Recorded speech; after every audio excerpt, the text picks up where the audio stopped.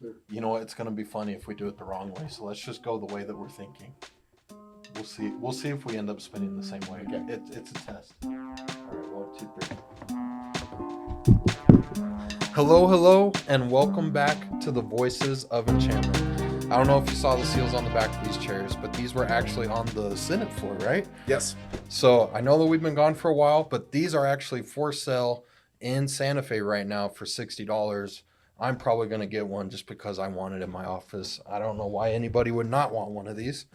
But we've been gone for a little while, so there is a lot to unpack. This may be a long one. This may see us wearing the same things in the third episode because this is going to end up going 2 episodes.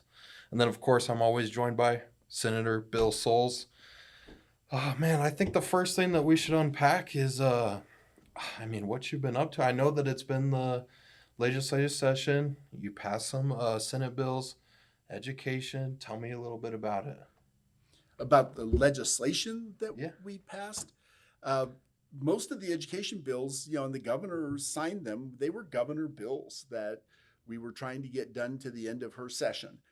So there was a bill on math that set up sort of teaching the science of math.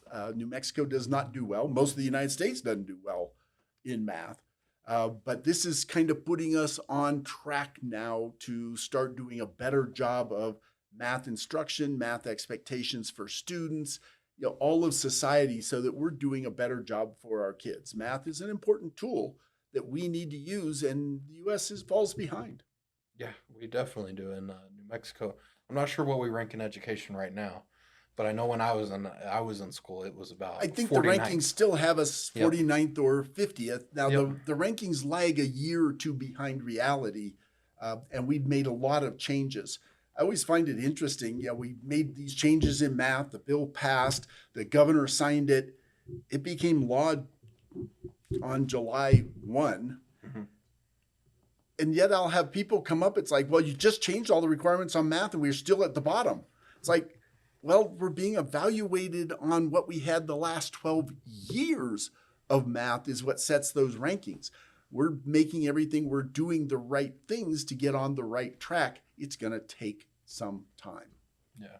What exactly goes into those rankings? Is it just the test scores? Is it certain tests that we need to be more proficient at? I've always been curious, and I've never actually looked into it. The overall rankings of education are based on a wide number of factors, and it's everything from graduation rates to daily attendance rates to test scores. Usually it's on science, math, and reading areas. I don't know that there's a lot of social studies in there. It has to do with the amount of money that the state spends, the number of teachers per student, and there are a number of different ones. So when they say we are last, you always really need to ask on which ranking and what did they measure? How did they measure it? Was everybody being measured in the same way? Often it's based on proficiency levels for math and reading. Well, what is considered proficient in New Mexico is way above what's considered proficient in Texas. Yet the numbers are what's the number of students who are proficient in math, for instance, based on the state's cut scores, not on some arbitrary national cut scores. There also are the PISA rankings, which rank all of the countries and their education programs. The U.S. overuses those. Those are only, I think it's 4th grade and 8th grade achievement. And those really are ranking everything the child has ever learned, and it's a national sampling of each. The U.S. wants to use that to make math reforms when that's not what the tests are designed for. And so, it's not a simple question to ask, where do we rank? It's ranked by whom? What is their agenda? What do they put into the model? What do they not put into the model? Mm-hmm. There's a whole lot more deeper questions if people truly want to use it to make education better rather than just use it as either an attaboy for the states that are doing well or to cudgel the ones and beat them over the head of the ones that aren't doing well. Yeah. And you were just in Washington, D.C., right? I was in Washington for the Education Commission of the States. It's an organization, I think it's 65 years old or something. It's been around for a long while. It was set up to bring education professionals from all of the states to talk about common problems and to promote better education nationwide. The president of the organization is always a governor that has an education agenda, and the vice, I guess it's a chairman, and the vice chair is always a state legislator in education areas. And I'm very fortunate for last year and this year that I am the vice chair of Education Commission of the States. Lots of what that means is I get to go to the executive meeting and I sit up at the front table with other things and I kind of smile and nod my head. But there really is some other where I get to help set some of the agenda and the processes for things. Well, that's awesome. Well, it's well deserved. Oh, And then thank you. talking about the problems kind of in the classrooms. In May, it said lawmakers and education advocates pushed for New Mexico to update its policy on AI in schools. I know that this is a new technology. Everybody's using it. Some people don't even know how to use it, which I don't know how because it's very easy to use. Should we be using it? Should we be integrating it? Was there any conversation as far as that, or what's kind of your opinion on that? There's always conversations, and we've been talking about it in the legislature for 4 or 5 years. And quite frankly, I'm getting kind of tired of it. And people talk about, well, I don't use AI. It's like, yes, you do. Everybody is using it. It is happening all the time. It's whether you are formally. Oh, that was me. I'm kicking it and stuff. We're having fun. We're remembering the World Cup that we missed. That's whether you're formally using it and putting in your own prompts to get information, but you are using it all the time, whether when you're watching TV and the TV is giving you suggestions for other shows you might like, you're using it when you're driving your car. I mean, every single app you open is collecting data. It's all big model AI. Now, whether you're using the large scale, what are they, Like models. coding or anything Yes. like that, yeah. And at what level are you personally directing it to do things as opposed to letting it be used? The laws around AI are way behind where AI actually is. We did pass some AI legislation a year or two ago. Most of that was against using things like deep fakes and things that are clearly wrong in campaigns to lie and deceive people using AI. It was a small piece, but it was a start. Every legislature is dealing with how do we control that. As we talk about education, is where should AI be used in schools? And there are a lot of schools, whether it's elementary, middle school, high school, or college, teachers are freaking out. But the biggest thing is because they can't use the same things they've always been using because kids can just as easily just Google something, look it up. Actually, Google is obsolete. Just look it up and it gives a better answer. And so it's forcing teachers to redo how they do their lessons. I don't think it's good nor bad. It's more how we're planning on using it. But some people are, see it as the devil reincarnate or something. It's not. It's a tool. And are you going to learn to use the tool? I think we need to do a better job of teaching people what's real and not real, because with AI, there are a lot of things that seem real that are no longer. And we've got to do a better job at teaching people how to spot the fakes, how to be, I don't want to say distrustful, but to check out everything that's in there. I always find it interesting. Some of the large language models also hallucinate. I mean, there's some times I put some things in where I knew what the right answer was, and it comes back with something that's totally wrong. Oh, yeah. And it doesn't actually think. All it does is repackage what other people have put in there. And if you ask it a direct question, it doesn't know. It's going to make something up that it thinks you want to know. Mm-hmm. And and they call that hallucinating. And there's some humorous, but some also very concerning issues around whether that's accurate or not. Yeah, no, and I mean, it giving the wrong answers. I mean, as we give it more and more and more of the right answers, then it's going to slowly figure it out. But Who it knows? doesn't know the difference between wrong and right. Yes, And unless so somebody tells it. it's a little bit like the early Wikipedia, where anybody could go in and change the information that was in there. But over time, as the truth or the real stuff gets bigger and bigger and stronger, it pushes out the inappropriate and inaccurate. Hopefully AI is going to be like that. I have a nephew who's a patent attorney, and lots of the patent things he's working on and trademarks and areas deal with AI. And some of his comments are a little bit disconcerting that, there are some people that think in the not too distant future that AI is going to start managing us and become sentient, where it has a knowledge of itself and what it's doing. It is learning very, very rapidly. Mm-hmm. And the term that you use, tool, that you can use. It's like when we first all got handheld phones, we got smartphones, we had accessibility to the internet. That was a tool for us to use one way or another. Are we going to use it the right way? Are we going to use it the wrong way? Or is it a tool that's actually going to take form of itself? And I mean, who knows what's going to happen? I had fun with it when I first learned and saw some of the things and was trying to explain it to my wife, Cassandra. Mm-hmm. And I said, here. And so I told it to write a love poem to Cassandra in 3 stanzas in the style of Shakespeare. And it's like, wherefore art thou, Cassandra? Thy beauty is, and went on and on. But this beautiful poem in 3 sections, it sounds very Shakespeare-ish. Yep. And they say some of the large language models are so good that you really cannot tell them from whether this was a long lost found work.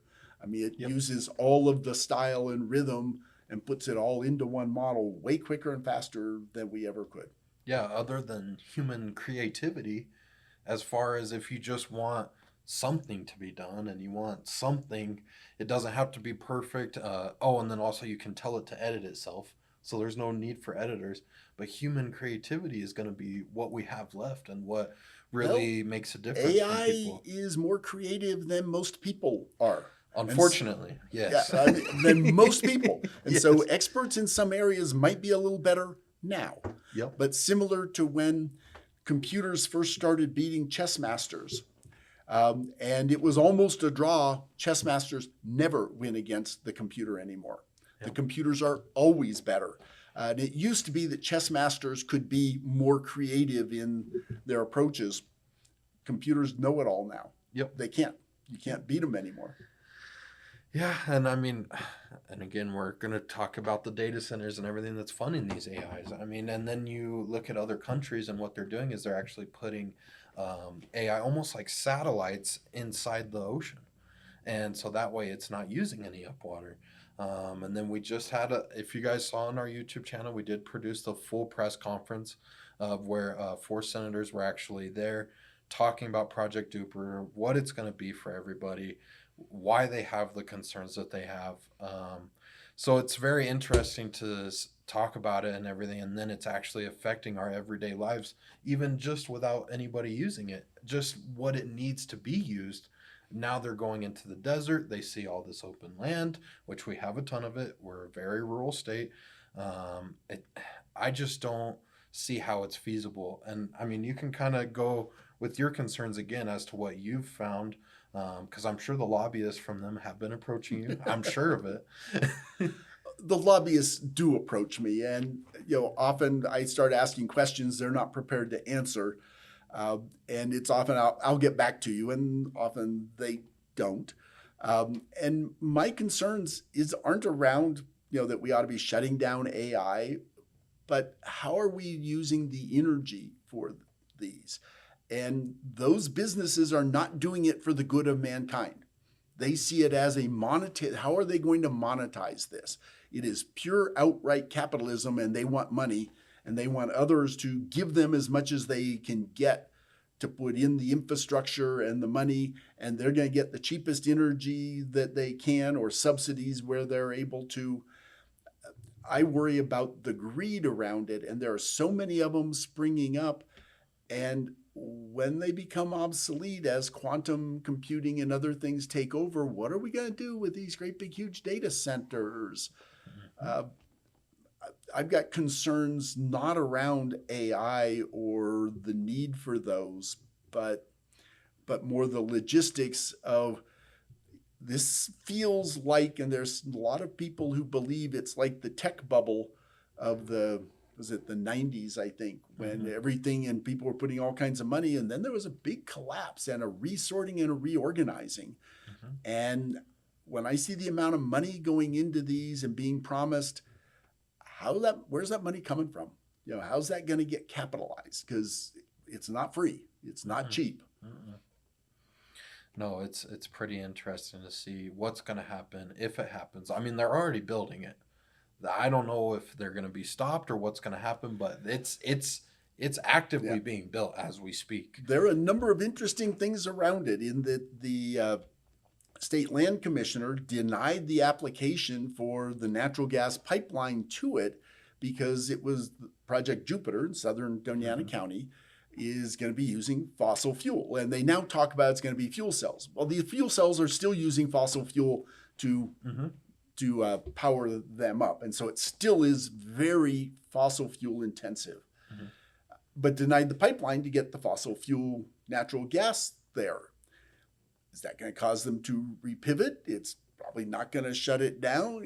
I don't know. I mean, there's a whole lot. And I think my biggest concerns are the lack of transparency, that it keeps shifting what they're going to use for the energy source for it. How much water is it going to use? How was it set up? Where are the jobs? How many permanent jobs? And I watch these going in around the country and the various people who are concerned about them. And every single one of them appears that they have overpromised and underdelivered as to the number of jobs, the economic growth and development. The amount of energy is more than was predicted and putting a strain on the grid when people were promised it would not, and on and on and on. So those are my concerns, that it just feels a bit like a scam, that somebody's making a bunch of money and investment capital off of this. It just feels stinky. And what makes me feel that way too is, you know, I took a lot of marketing classes in college, and the marketing blitz that they're doing to this county is very interesting to watch. They now have basically door-to-door salesmen that are leaving notes on your door, and all they want to do is talk to you about it, and then basically they want to write down your statement if you have one. I don't know what they do with that statement. I have no idea. If it's for a petition, what signatures they need, I don't know for sure, so I can't really talk on it. But then every time I turn on YouTube, let's say, the first ad that shows up is a Project Jupiter ad. Let's talk about Project Jupiter and the good things that we're doing for Doña Ana County and the resources that we're putting into the water supply. Again, it's all hearsay. And then, I mean, I'm just seeing it everywhere on Instagram. These social media influencers, they're coming up, they're talking about it. And I'm like, I just wonder. And it's always Oracle. Oracle is the name that is being associated behind it as the one funding it. That's what the influencers are saying, is Oracle wanted me to talk about Project Jupiter. And these influencers aren't even from New Mexico. They're just random influencers that have followers. They've been paid because they've got followers. They've been paid to do this. There is big money behind it, and big venture capital money. And they all feel like Ponzi schemes, you know, that they just it feels like there's a lot of vaporware there, that it's ether. There isn't anything solid beneath a whole lot of it. That concerns me. Yeah. I think it should concern everybody. And then, so they said that they were going to do the town hall meeting. People went to that, and they actually dressed up as clowns. I don't know if you saw some of the clips from it. So everyone in the crowd was dressed up as clowns for the town hall meeting. And then, this is the one that they held down that I heard was not really a town hall. On July 14th, and it turned into a job fair. Yeah, that it was more of a job fair. It was supposed to be a town hall, and then it was a job fair and a promotional thing by the company. And the people just want to be heard, and they feel like they're getting the runaround and not being heard. And I think that's part of why the 4 senators from down in this area got together first to do that press conference, but then we're going to hold a real town hall. We've invited the secretaries from energy and economic development. I have not heard back yet whether they have confirmed that they're coming, but we plan to actually listen to people. A lot of discussion. We don't want it to become a clown show. Yeah. And so how are we going to control that? Are we only going to take written questions where we can curate appropriate questions from both sides? But so that it really is an information gathering rather than a company promoting something and claiming it's something else. Yeah, and then so that happened on July 14th. And actually, the protest closed with Sierra Edminster, which I'll go ahead and give you a shout out, Era Snow Music. She's actually from my hometown. Her dad went to school with my mom, so it's seeing her perform there in her full clown costume. She performed a song about it, and it was pretty interesting. Everybody was very silent just listening to it, so it was pretty strong. And then, so like you said, mark your calendars, August 11th, public listening session at the Corbett Center, third floor ballroom. So definitely be there for that. And then kind of dealing with all that, let's go back to the farthest thing that happened as far as in the county. As far back as what I can think that was a big story that we missed was the Kimberly Skaggs case. Now this was really hard to hear. I mean, if I can already hear that you want to talk about it, so go ahead. Well, Kim Skaggs has run for legislative office from this area and was the chair of the local Republican party in the past. I believe, if I'm not mistaken, that she owns one of the DMV Express or one of the Yes, she does. When the Department of Motor Vehicles, you have to go get your license, and everybody hates going down there and standing in line and waiting. You can pay an extra fee to one of these companies that she owns, where they do it quicker, and you pay a fee for a government service. That just on its surface always bugs me a little bit. Is we ought to make government that efficient so that there's no market for somebody else to come in. But government is what government is. Add convenience fees. Right. That's all it is. Well, Kim Skaggs within the Republican Party had moved up and was the secretary of the statewide Republican Party. Yep. And a couple of weeks ago or whatever, the story came out that she was speeding along, I think it was... We got June 22nd, hit and run on Fair Acres Road. Okay, Fair Acres Road. And then it, of course, killed 40-year-old cyclist Andrew Brown. Which by itself is a tragedy. I mean, accidents happen. Whether, I don't know the details of it, but as the details start coming out, the things that concern me is she was going at a high rate of speed. She's gotten ticketed a couple of times for going at very high rates of speed. But she stopped, saw the guy was injured, was still alive at the time, and left the scene. And then to make matters worse, goes to her company and gets one of the people there to change the registration and license of the car that she was driving. And so there's now a cover up on top of it. Yep. And it was just a week ago or so, I just saw a little snippet, maybe in the newspaper, that she was requesting to be allowed out on bail or bond, almost with the type thing of, don't you know who I am? I'm a bigwig. Why are you keeping me in jail? Bugs the heck out of me, people that think the rules don't apply.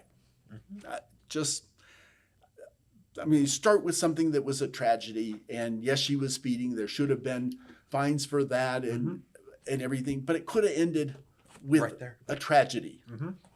But instead, it ends up with really serious criminal liability. Republican Party, let me say clearly, is not responsible for every individual member. And they very quickly essentially moved her name off of being the state Republican treasurer and disowned and everything else. So it's not because she was a Republican. It could have been a Democrat doing that. But it's people that are in power that think their power gives them extra rights, access. That bothers me always. Yep, it does, just thinking that you're above somebody. But the rules don't apply. Yeah, and that the rules don't apply and you can find your way out of it. It's very interesting. It was almost hard to believe because, of course, some big stories come out of Las Cruces and everything, but this one, it was just like, wait a minute, let me read that again. Tampering with evidence. It was unbelievable. And then the more and more stuff that kept on unfolding. Yeah, and not wanting to own this up could be a little TV show. Not owning up to what happened. Yeah. It's like, oh my gosh, yes, I was speeding. That was awful. But you stop and render aid. We were all taught that in driver's ed as one of the biggest tenets of being a responsible driver is, when there's an accident, you don't leave the scene. You stay there. You wait till the police arrive. But Yep. It's a phone call being picked up here. We were going to do a call-in show, and we actually changed our mind, so that's why the ringtone's still on. So sorry about that, guys. Don't cut that at all. And then, so other than that happened, now what's crazy is how she got caught. So that became the story in and of itself. So a lot of people ask, well, how was this camera I mean, there's great camera footage of almost her whole route back to her business. I mean, everything. How did this come out? So these are flock cameras. So then the story came out of, man, New Mexico has them all over the place. We just saw from this case. So her case was almost being used as an example for, man, look, they could be surveying us all the time.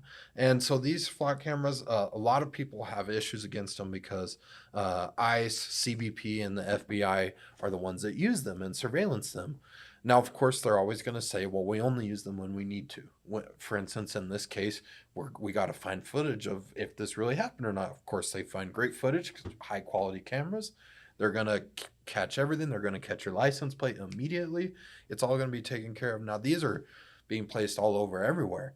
But now it seems like, I don't know why, but that brought out New Mexicans to finding out all the flock cameras. Now there's videos of people finding them near their ranch or near their property, and they go up and shoot them. No, it's the most New Mexican thing ever, and I love it because the videos that are coming out is no flock cameras are going to track me, and then boom, they're just shooting it right next to the telephone pole, and it's just like, wow. Great accuracy. I haven't seen a miss on any of the videos either, but it almost reminds me when the drones came out about people going out with their shotguns and shooting down drones as if they're shooting ducks or something. Mm-hmm. I always have mixed feelings in that I like our rights to privacy, mm-hmm. but I appreciate that when people do bad things that we've got mechanisms for catching them, but it requires that we put in strong guardrails for how they can be used. And typically, I want it to be where a judge has reviewed this and said, yes, this is appropriate, review the footage, find out what was going on. Not just that, hey, I want to know where Shane is today. We know his license plate is this, put it in the computer and, he just went by Solano and start tracking because somebody wants it. We had that a few years ago where, and I think it was somebody for lieutenant governor. It was here in Doña Ana County, but was using the license plate cameras to track political opponents type of thing. It's like, it's one of those almost when you have a tool, somebody's going to use it for ill. Mm-hmm. Reminds me a little bit back when I was teaching psychology, and psychology is very, very powerful on the things on how you can control and manipulate people. Mm-hmm. And I'd always have my students at the beginning of the class, and I was like, raise your right hand. And they're like, what? I'm serious. Raise your right hand. Repeat after me. Things I learned in this class are going to be very powerful, and I promise to use only for good and never for evil. Because we know Hitler and others used very powerful psychological principles for evil. Mm-hmm. Flock cameras are very powerful surveillance tools, and we want to make sure they're used for the good of society, not for the evil of society. And so I always worry about, do we have good people and good procedures in place that they're not used for ill purpose? Mm-hmm. And we keep on going back to this idea of the tools that we now have to our access, and that people in very powerful places could have these same tools. And it is always going to be up to human nature as to if we're going to be good, and if we're going to use the tools for good, are we going to use them for evil? There's so many tools, and just thinking of the tools that we have now and what the tools that we're going to have in about a year, just in a year, I'm sure we're going to have a new tool where we're going to be talking about it, and we're going to be like, oh my gosh, what are we going to do? How are we going to put guardrails on it? How are we going to keep this safe for everybody? I don't know. Well, it's very interesting. People, it's like, well, if you're not doing something bad, what do you have to worry about? It's like, if it were all good altruistic people that only have good in mind, that have the access to these tools, I wouldn't worry about that. Yep. But we've got way too many instances where that's not the case. Yep. And so where do you find the balance? Because yes, when there's a murder, when there's a hit and run, I want to find those people and have them held to account. I don't want them to be able to escape without being held responsible. But on the other side, I don't want people to be harassed, to be followed, to have government peeking in their bedroom windows just because we can, and want to make sure we've got appropriate guidelines and procedures in place to make sure that they're used only for good, never for evil. Yep. And there's a lot of people that even this little camera on my laptop right now, I have a cover on it. But most people would say, I can't remember. It was a CEO of a tech brand. I'm spacing on the name right now. But he said that him, his wife, and family, there's tape or electrical tape over all of the cameras that are on their phones, their laptops, everything. Webcams, because they're so worried about that. And he's the CEO of a tech company. So him saying that, I mean, it does...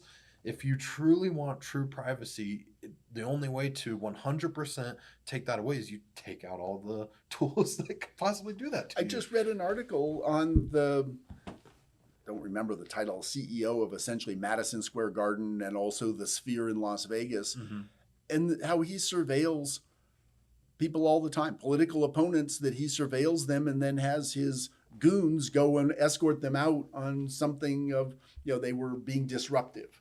When it's just people he doesn't like there or doesn't want there because their politics is different, and surveilling his own staff and on and on. And that, the tool's there, somebody's going to use it.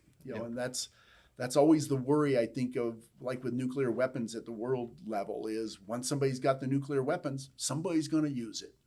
Because we've got it. What's the point of using it? And Trump has made some statements like that. It's like, what's the use of having nuclear weapons if I'm not allowed to use them? Yep. And speaking of that, I think, was it yesterday or the day before, Trump just signed a contract with Saudi Arabia with some of their oil reserves. So who knows what's going on there? But that just made me think of that I did see that. That's very interesting. Now, to talk about not a CEO, but somebody that definitely had the power, we're going to go back to what's happening here in Doña Ana County. So on July 21st, Doña Ana County manager was actually fired, voted unanimously in a closed special meeting to fire county manager Scott Andrews. Without cause, he received 6 months severance. The firing allows a state audit that found what the auditor called systemic failures in county operations and financial oversight. This is pretty interesting. It literally just happened 2 days ago. I mean, what does this mean for where the county goes? What the kind of process is? If you kind of know that, kind of speak on it. Because I have no idea what's going to happen. I mean, do we just immediately go into somebody steps in for now? And then how does the election process start? I mean, I've got a couple of thoughts on it. And these really are my thoughts. I don't have a whole lot of in-depth or, underneath things. Literally today, I just got a call from somebody I've known for a long time about some of the names that are being floated as the interim county manager. And sometimes the interim becomes the county manager, of promoting one person and not the other because the other was there when all the problems with the budget. And, I don't know, but they want me as a state legislator to lend my voice to their argument. And I get that lots. I usually try not to. I try and stay within my lane unless it's something that I personally have, knowledge or interest in. Most of the problem for which he is being blamed for happened way before he got there. It all came to a head. The Project Jupiter and a lot of the pieces were from the prior county manager and administration, and he inherited those. He also was not around much. I mean, he was out of town lots. He was trying to do this remotely. And a county manager's got to be in the building. It's almost like a school principal. You can't be a school principal sitting at home watching the videos of what's going on at the school. You got to be wandering around and poking your head in classrooms and, talking with teachers and doing the work of interacting. You can't do it remotely. And I think it was partly that it didn't feel like his heart was in, and the whole audit from the state kind of gave a better excuse for why they were moving on. Lots of, as I read through, and I read through pretty carefully a lot of what the county was being, I'm not sure accused is the right thing, but the audit found that people were unhappy about, have been there for a long while. It was not something in just the last year. This has been over the last 5, 6, maybe more years than that. It just all came to light now. I sounds like the state's going to be putting a special master or somebody to oversee the finance side of the county. I think they are banned from requesting capital outlay money without it being approved by an outside person. I mean, there's a number of pieces. I think it's systemic of problems we've got at the county. I don't know whether, I watched some of the meetings. The meetings are not run well, in my opinion. They've allowed chaos to rule there. It's hard to pull it back afterwards. Yep. Just professionalism at several levels there. And I say that from looking from the outside. I'm not directly inside. I don't know. I don't go to every meeting. I get a lot of hearsay, but it just isn't a good image for the area here when it doesn't feel like it's being run professionally. Yep. And it's unfortunate to see it. I mean, this is a county where so much is going on right now. So we need, and then all of a sudden this happens and it's like, well, this might be a good thing, but also, was it his fault? Was this already something that was going on? And most of it was already in place. Yeah. And quite frankly, I think some of the reason that Oracle and Project Jupiter is here is because the county doesn't have a good handle on all of the county type of things. And so it's ripe for somebody to come in and make some big promises because they don't have the experience, the background, the personnel to really follow up on all the pieces that need to be there. And so it's easier for someone to come in and manipulate as opposed to a place where people are really onto what's going on professionally. But again, my opinions, they're not based in fact, they're based on my opinions. Oh yeah, for me, my opinion is based on what I'm seeing and the meetings that I have tuned into. It's nothing. It's like I don't even know. It's like trying to, how they always say, it's trying to take care of cats. Herding cats. Herding cats. You can't do it. And that's what those meetings look like. And I'm like, okay, you can't even. And then when someone's talking, somebody else is talking. And that's, the chair has to control that. Mm-hmm. I mean, that's why you have a gavel. Mm-hmm. Is the gavel is not just a showpiece. It is part of how the chair talks and manages a meeting.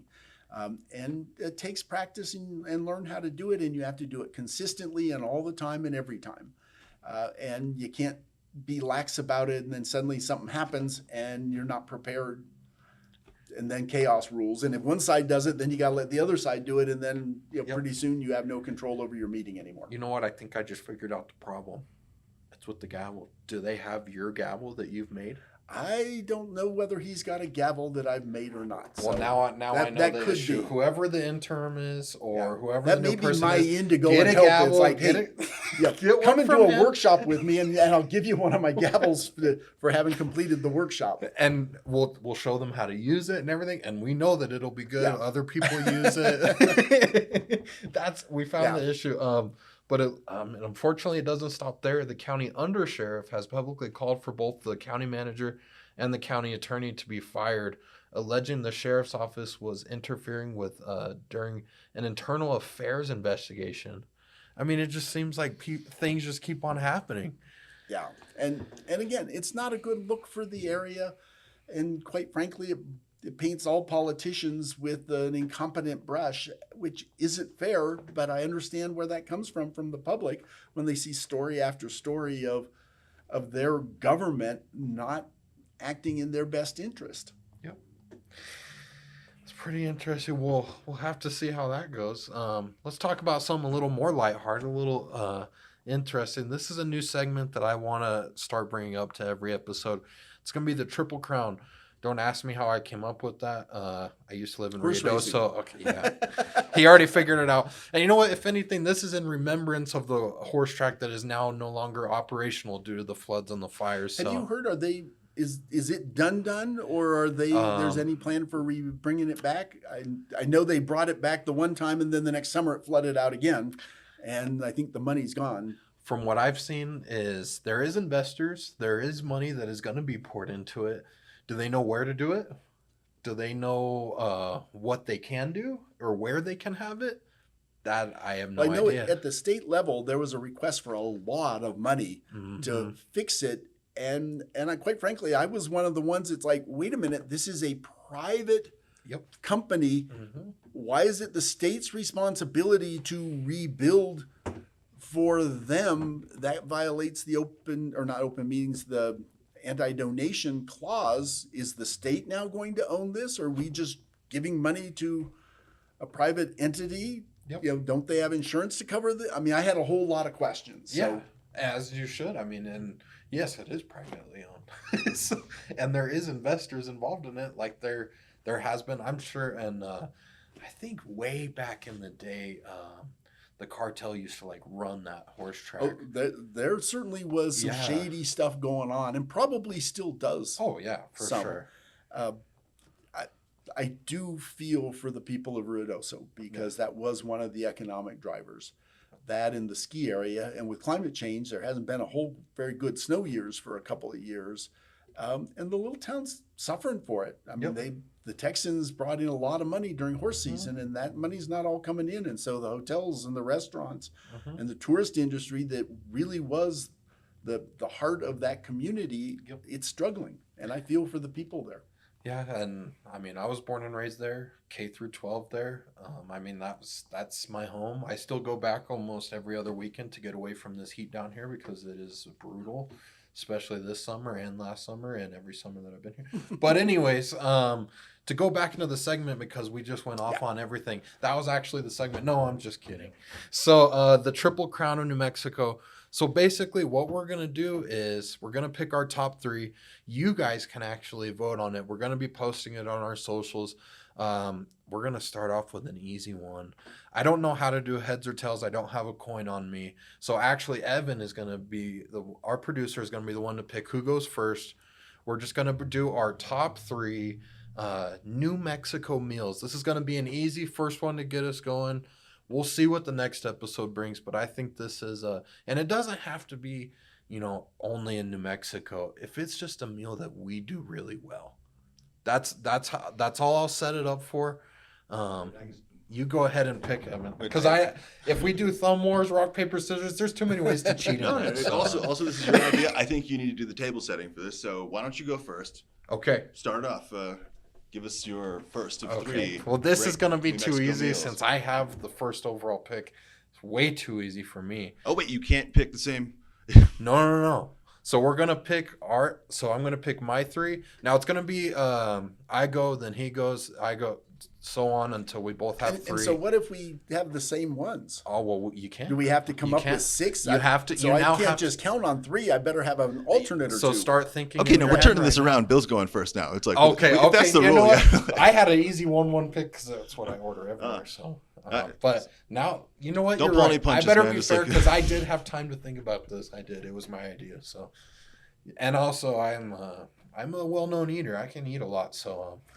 Well, we could talk about that in college. I won several eating contests and stuff. So, just saying. But that's way back in my way back past. You can keep on saying this, but just know if we were ever in an eating competition, I beat you. Okay. Well, it doesn't matter what it is. I've been training for a while, but yeah. Oh, you know what? You do have more experience than me, but I don't know about quantity. There's a lot of smack talking on this podcast, man. I know. It's got.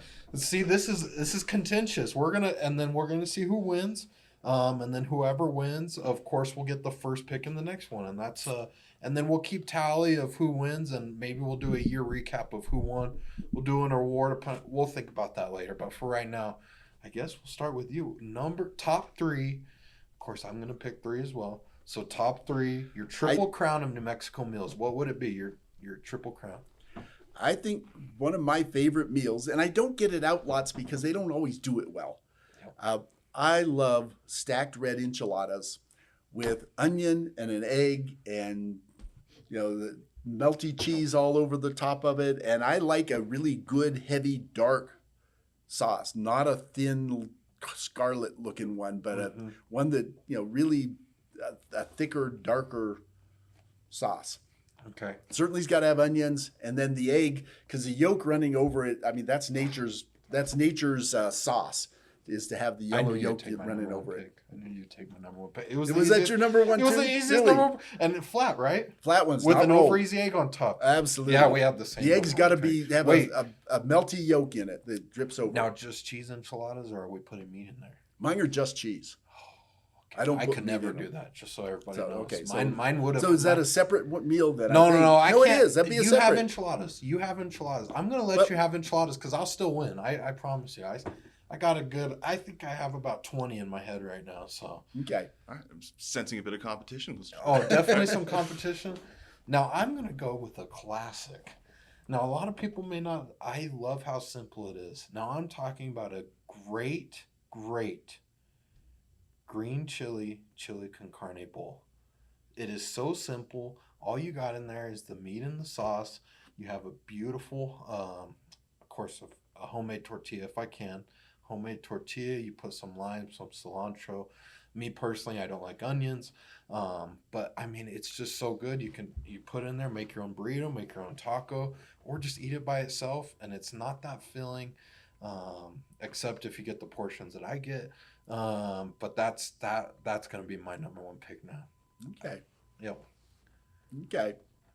My second, is that where we are now? Yep. Now you're at your second. You've got enchiladas. You started off red hot if you use red sauce. I do like a good red sauce. Green chili down in southern New Mexico is good. Santa Fe has some really good red sauce, but just saying. I can't agree with that.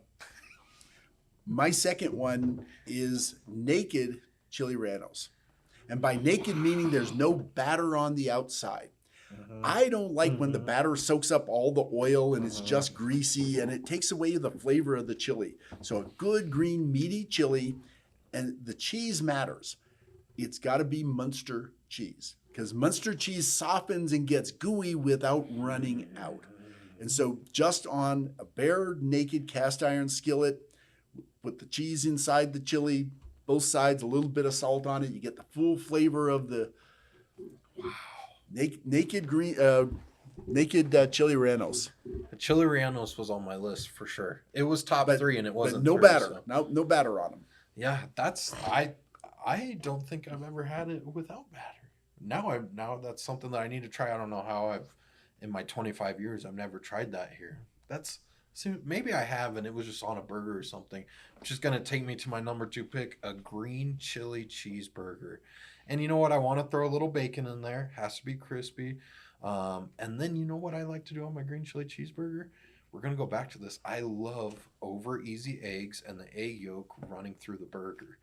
Very particular about that. It has to be hot green chili.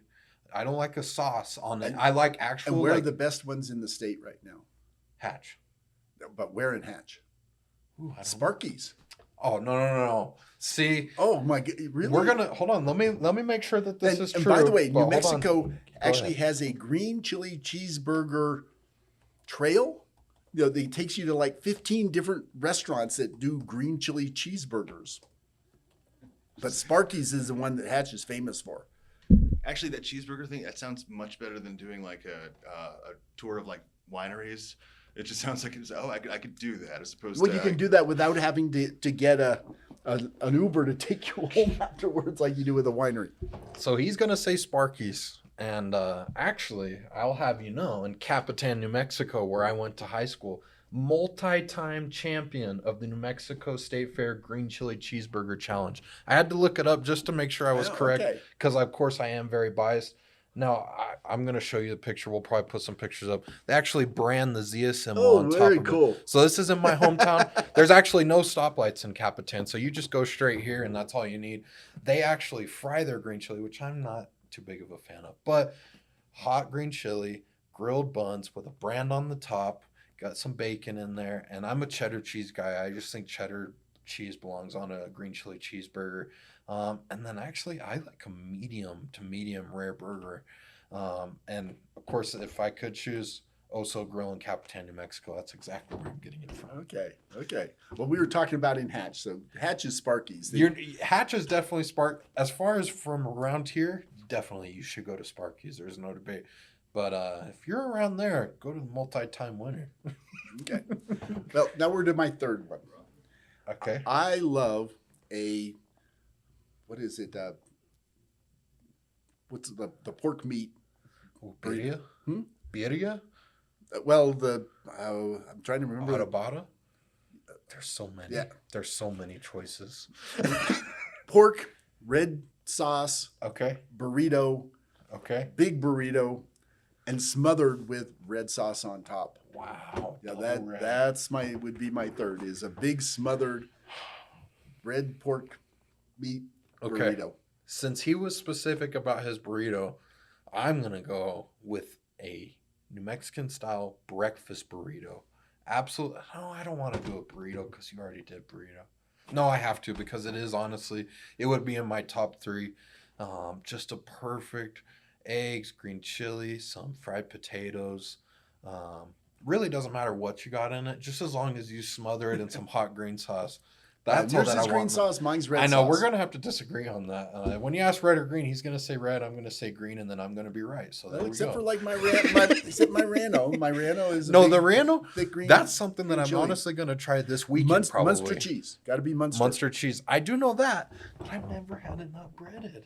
Oh yeah, you got to I try don't because you get the know. full chili flavor. You don't get all the grease soaked Yep. up in the breading, and Well, we'll keep it on a light note, but of course, vote on that. Those are our Triple Crown. This is the first Triple Crown segment that we're going to do. New Mexico foods. Put in there if you guys want us to do a certain top 3 that you guys think would be interesting. It doesn't have to be food, of course, because we know that I'll win at that. But we can do other segments and stuff like that, definitely. yeah. So we'll, the yeah underneath the breath is all I need to know. And then, man, what else did we miss? There's so much. Let's go ahead and start talking about all the controversy with the World Cup. I mean, do you like watching the World Cup?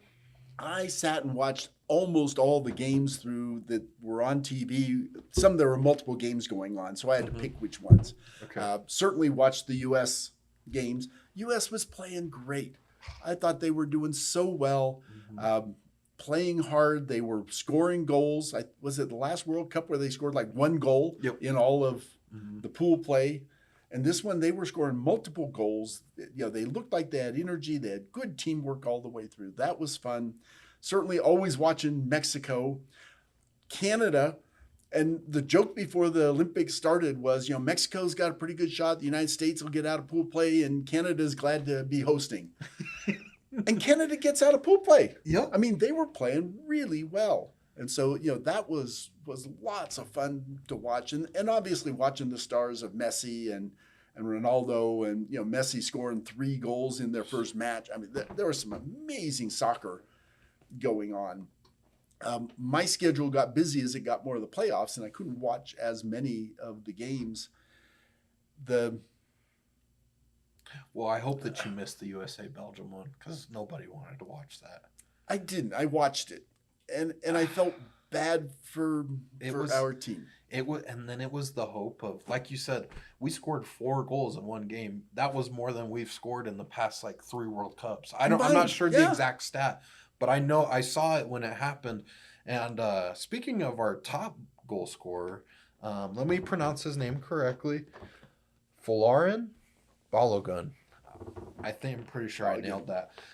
So he went after a dangerous play, got a red card, and of course the rule is with FIFA for the World Cup since it's began. You're out for the next game. You're out.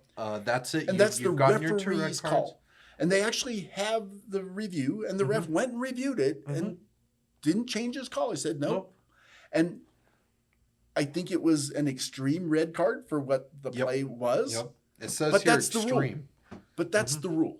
And the ref is the one that makes that. And once it's done, suck it up and and go on. And that's how it should have been. Yeah. And yeah, you can second guess the referee. Soccer is notorious for having one referee and 22 people out on the court or on the pitch. Mm-hmm. You know, and they've got line judges and others, but they've got one referee, and so he misses call. Everybody knows it. I mean, that's part of the game. Yep. Is he misses calls and overcalls ones based on what he sees. They do now have some help from the video stuff, but he still makes the call. Yep. That's the rule. Yeah, and it even went to VAR, which is a huge debate of why even have VAR in there if you're going to have. The VAR refs was in there? fascinating watching on fascinating. the offsides where you see like 4 inches the guy has got his head over the line. It's his shoulder. His shoulder was over. But offsides is offsides. Yep. And so, but anyways, whether you get an offsides, whether you get a red card, it doesn't matter if you play for the U.S. team because we have President Donald J. Trump who is going to reverse it. And you know, it was crazy that this happened, and of course. And the worst part about it is, if you look at this as far as like if you're in the locker room and everything, do you realize how much fire you just put in Belgium? That they feel like they're getting cheated and everything. So they're going to play even better. And we're not good at soccer. Sorry, we're supposed to be football, but here it's soccer. And so it's just like we already probably weren't going to beat them. But now you give them fire. I'm telling you, this one guy, yes, he scored a lot of goals. He's one of our best players, if not the best player. But was he going to change the outcome versus Belgium? No. Was it necessary to do anything? Now, FIFA as a company, not the they not don't the even best. follow their own rules. They don't even because follow the their rule own says if there is government interference, the team is eliminated. Yep. If that's not government interference.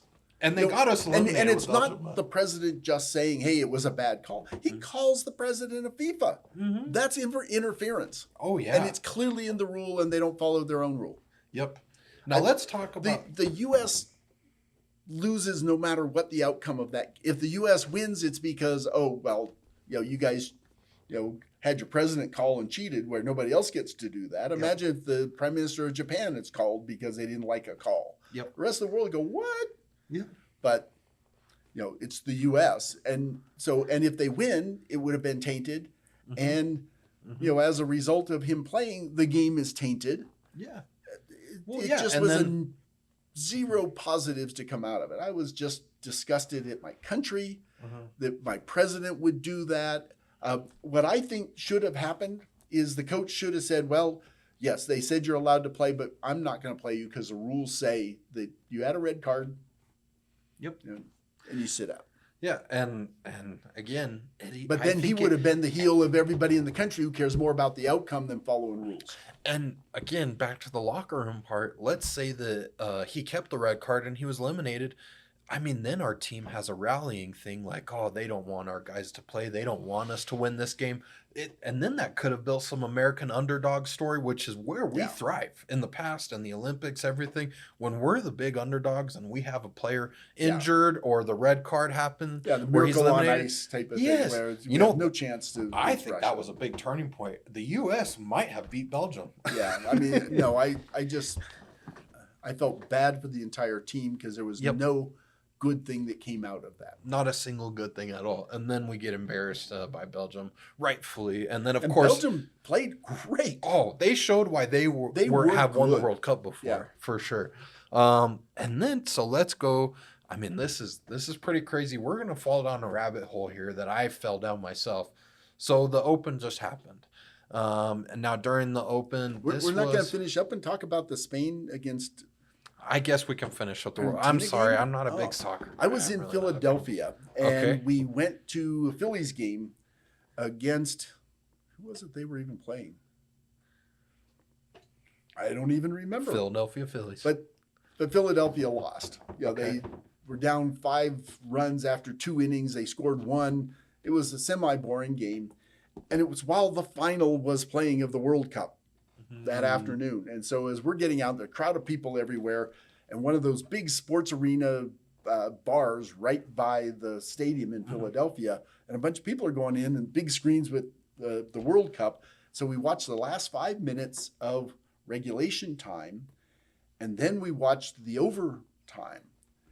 Oh my gosh, being with probably 1,000 people in this thing, hooting and hollering and watching the final, and Spain was wonderful. And again, a player got a second yellow card, which means a red, and he's out for the overtime. I don't think Argentina immediately called FIFA and said that's not fair. Let's replay the game. It's like, hey, it is what it is. They played down one, played great. Both goalies were getting hammered and did a great job. Spain came out on top, and what a great story and team. And I mean, that was really exciting to see and watch. So we had exact opposite views on that. I'm sorry. I only get into soccer when the World Cup is going on, especially when we're hosting it. Of course, I'm going to get into it. I did want to go to a game. I'm going to do it in like 2039 Not when they're charging $1,500 a ticket. Who knows what it's going to be in 2039 when we're hosting it again. Again, I agreed to that. And then as I watched a bunch of the matches where there were open seats, some of the best seats were open because nobody bought the seats. It ought to be 2 hours before game time. Any seats, kids come, they're $10 a seat for anybody come. Yeah. First come, first serve to fill any of the empty ones. But yeah, so I would never go watch a game. So like the finals, you said it was exciting, everything. For me, watching a 0-0 game go into overtime, and then I know, but. And Spain's defense, I get it. It's like if you like watching defensive teams in basketball, football, where they just are so good defensively. I think Argentina didn't even get a shot on goal. You have Messi, one of the top goal scorers. I think he's the greatest of all time, depending on who you ask. I think the debate between him and Ronaldo is over because of how far and how good Messi did for his last World Cup. But again, I tried watching it and watching them just pass and tackle and flop I can't do that. And then no goals scored, no shots were even attempted at the Spain goalie until overtime, and I think they got one, and that was it. Yeah. Well, great defense. Great defense. I have two nephews who played soccer all the way through high school and were on the Olympic development program for New Mexico. So, they never were on the Olympic team, but they were at high levels and won the state high school championship, one of them when they were in high school. That's awesome. They were really into soccer, and I was with them to watch some of the soccer. I get really frustrating at the flopping. Where, some little thing is like, they're lying in the refs like, get up type of thing. I mean, and we talked about, you got to get rid of that. And what the ref needs to do is start handing out yellow cards for flopping. It'll stop real quick because second yellow card and you're done. Well, and the yellow cards are cumulative. And so just, if you're really injured, we want to deal with that. But this flopping, it ruins the game. The other thing that really bugs me is when a game ends in a tie and they then play, two other things that bug me about watching the World Cup. First, they've now instituted this hydration break. I get we want to protect athletes. We want them to get water and everything. But soccer has been played for 75 years with no hydration break. And while your team's passing the ball back and forth, somebody can go over and get a water bottle from the side, or when there's a ball out of bounds or whatever. Let's call it what it is. It's a commercial break because it's all about the money. It's a commercial break. And let's start calling it the first quarter and the second quarter. And let's call it what it is. Let's Americanize the game. And so that bugs me a little bit. Is the hydration break? It wasn't a hydration break. It was commercial break so that we can get more sponsors to pay big money. Oh, and the halftime show too?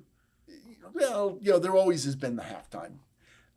But the second thing that bugs me is when a game ends in a tie and then they go to a 30-minute with two halves to it of overtime. And if it's still tied, now we're going to do something that never happened in the entire game. We're going to have a shootout. Now, shootouts are high tension. I mean, there's a lot of pressure and stress, but this is an entirely different game we're now going to play to determine who the winner is. That makes no sense to me at all. No, and I would propose we need to make it so it still looks like, for the world, football is if after the extra time, we now are going to go to really doing it, or the game ends in a tie, both teams take a player off for 15 minutes. Still a tie, take another player off for 15 minutes. Ooh, I like this. Now you're playing 9-on-9, and if it's still tied, now every 5 minutes you take off another player. You will get some scoring. Oh, yeah. You know what? But you're still playing soccer, and if you're a good defensive team, you can still be a good defensive team. But you got to score a goal to win. I say you take off offsides, you take out the goalie, and then it's a great game. I think that's all you need to do. I'm happy having the goalie. The offsides, It's makes too it much. It's too much. Interesting, but because then it would change the game to where you almost have you would have like a guy like a Shaq that would just stay there to be bouncing out the guy. So as soon as the ball even comes close, he can do a header. Well, I can't wait the till Erling Haaland guy. or team gets somebody like one of the 7-footers out of basketball. He's retired at 30 years old, and now put him in because his job is when you're doing a corner kick is to stand there in the middle and jump up and head the ball in because nobody else can jump up there. Yep. No, I agree. But, we'll see when that starts. The thing is that player may be too much of a liability for the rest of the game. Mm-hmm. That you're playing essentially 10 on 11 the rest of the game because they're not great soccer players. But I don't know. I'll keep watching soccer every World Cup, and that's about it. Yeah. So I'll probably keep it to that. I'd change those 3 rules. Well, and then we Americanized it too. The halftime show. I mean, that was great. I mean, we are changing the sport. We're changing it to soccer. It's been football forever. You let us host it one time. We're going to turn it into soccer. Yeah, I wonder on the next World Cup, it's going to go back to being a world game instead of a U.S. game. It's in Portugal. And I thought right at the beginning when the U.S. would not allow the referee from in Africa, yes, Somalia. Yeah, Somalia. Would not let him in. That was just awful. He is not on any list for anything. And I appreciate Canada that then said, come up and ref up here. Mm-hmm. That may be part of why we now have tariffs back on Canada is because we made the U.S. By being, warm-hearted. Bitter rivals, us and Canada. Who would have ever thought? But boy, Canada and Mexico sure did a great job on their parts of hosting. Yeah, no, it was it, and I think that was my favorite thing from this World Cup was all the Europeans discovering America and like the food, and the funny things about the gas stations, Buc-ee's. I mean, man. And the other thing that was really positive is the everyday American that just embraced these other countries, these other cultures, and we invited them to a party and they came. Mm-hmm. And then it's overshadowed by the ugly American things around it as well, of the commercialization, the high ticket prices, mm-hmm. the whole thing with the red card debacle. It's capitalism. We're going to get as much money as we can that sure. Just bugs me. I wanted to pause right there. So what did you mean by 10 minutes? It's like we have 5 minutes left on this card. Because we're shooting in a really high quality. Okay. Other ones that might be able to switch in right now, but it's just we have like an hour and 15 minutes of 4K before I got to change into a different type of. Oh no! Do you want me to do like a little closer right there? It's just we were tying that. I was gonna tie that to Bryson at the Open, and then tie it to Brendan Swordsby and how politics are kind of rewriting rule books that are inside organizations that doesn't make sense. 6 minutes before I got to switch the card. Do you want to keep talking? I think I can finish this segment and then we'll end it right then. Let's try. I got it. All right. You might do 2 endings because this is an hour and something of stuff that I put it into 2. I can come up with 2 endings. We'll pick up the best one. So slice it in. Oh yeah. So now that we're done with the World Cup, I will miss everything, all the stories that were coming out of it. It was pretty cool. But so going back into reversing that red card. So then Bryson DeChambeau, now he's a very popular golfer. He actually plays for the Live Tour. Mm-hmm. Out of Saudi Arabia. He doesn't actually play for the PGA Tour, but the Open, so you always get invited if you win it. So he's won it in the past, so he got invited in. He was doing pretty good. I'm not sure the exact score.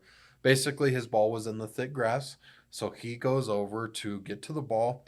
He steps on some of the grass, and they said that it moved the ball or he was actually creating a better swing path for his club. Every golfer has different opinions on it, whatever. The PGA did their ruling. The officials came over. They ruled that no, it's a 2-stroke penalty because you interfered with. It's very clear in the rule book. Very clear in the rule book. If the ball moves or if you do that. Yep.